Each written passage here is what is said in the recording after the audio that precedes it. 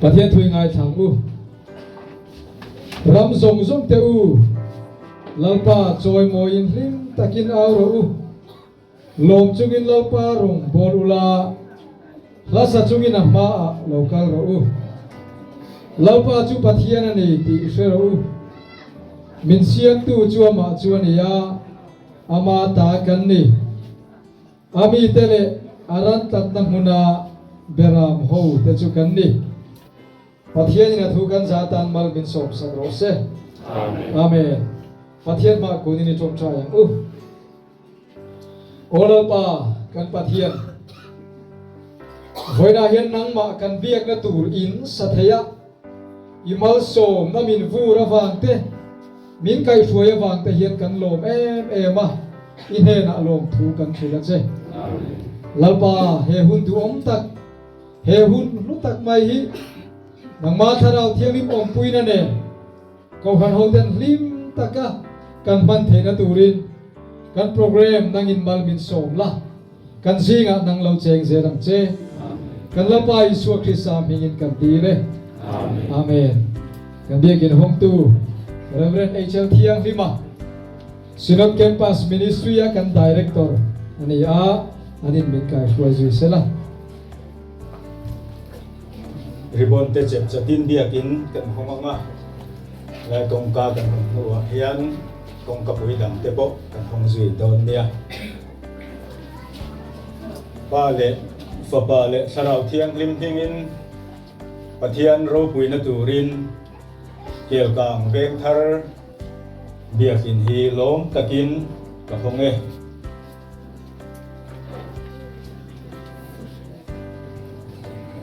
lom thu soi chungin a kong khara chuan lu tula fak chungin a biakin pung chung kot lai a chuan lu tru a ne na lom thu soi ula a hing chu fak ro lalpa chu thasia angil nei na chu kum khua in a umanga ari nom na chu chuan zong thlengin a omang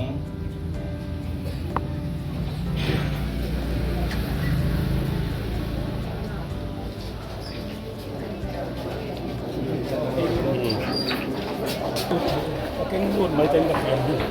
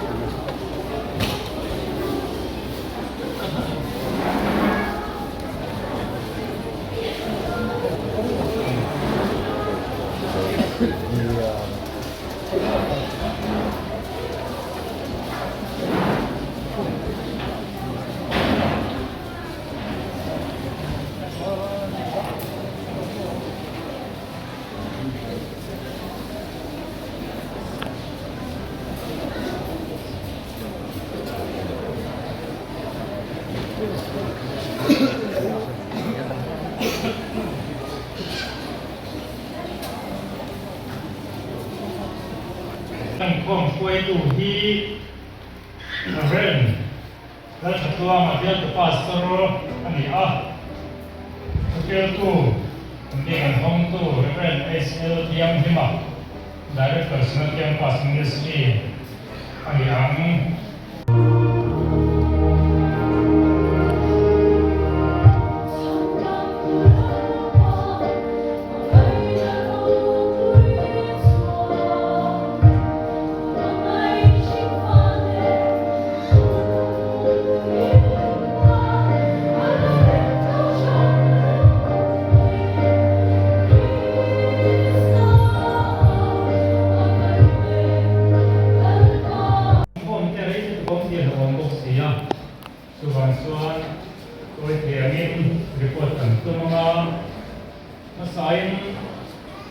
report my top mind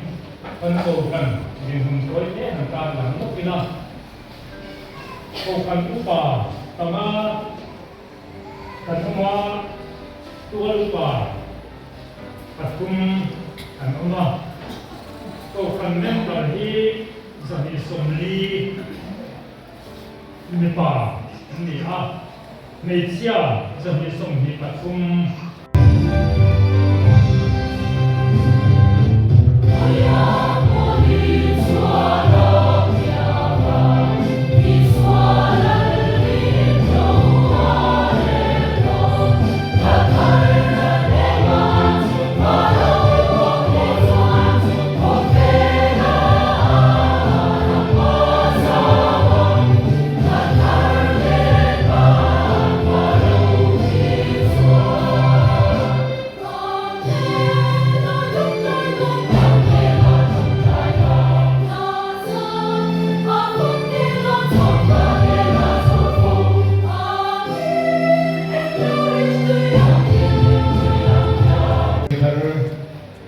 Dia in honna ranin thong song song te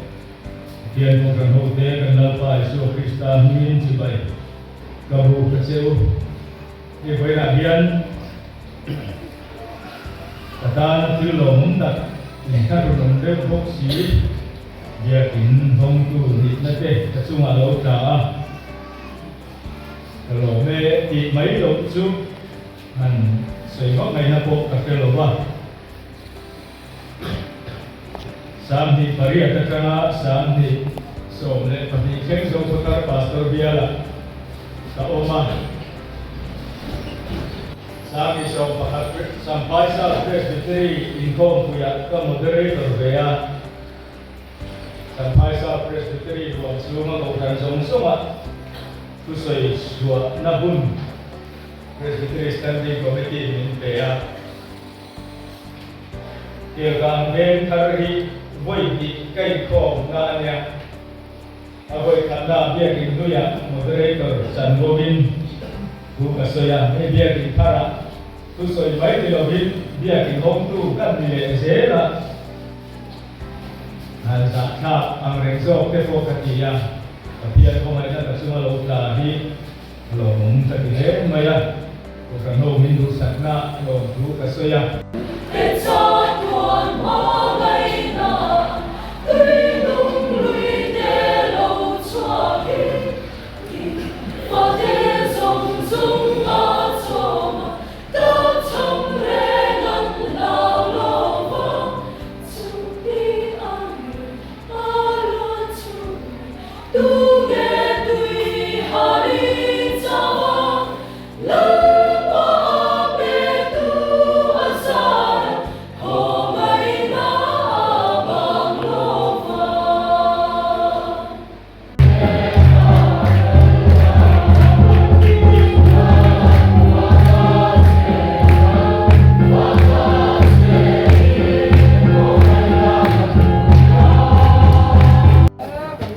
Fatu lampangan ni buong ang tala so hey ang chela sakop ni rupui takani he kuloi ni wei lai nuang kan so hey hi so ber ni o vo ni hi dia tu chuan hela hi chela ma o chu a hian nei pe so ni ber wei ni ai pegra turu wela hian begin thar hong kan ni bokaกันมาดูเดี๋ยวบนหาเลี้ยงเฮ้ลายเดี๋ยวจุดนี้เดี๋ยวรถกินอ่ะหาดูสุกเราดิบดันพลังกินลงก็มีนาเดียวที่บวยลาเฮียนก็ฉันมีคุยเด้อันรวยเช่นตัวนี่ให้ปัสเซียบานียจนให้บัดเที่ยงอันนี้บอกให้ทุกสิ่งจะอุจิปวดเป็นปุ่งไอ้ตัวมันเดียนเกี่ยวกับเป็นที่เราจะในโซนละมาเอ็งขัดทะเลด้วยนะเว้นจูมีคนมันหมดตักกันเนี่ยกันโดนแล้วทุกตัวนักบุกมันได้เห็นกันสิบตัวนั่นนี่เว้นจูกันนี่อันนู้นครบไหมเฮ้ตั้งตัวกันนี่ให้ไล่เว้นมันตั้งว่าเราเดินออกมาโอ้โหที่ไอ้ตัวนี้เอ็นเชนอะไรHalo nanyo. Yes, chakani temo. Duty oh, hey, question mi pehang run lang hal. Tu lain mi kual hawi kan ai masadona. Chu bel chu kan ni. Chu hey. Mi kual oh mi kual ani vek em oh. kan chane ku na kan naman. Mo me?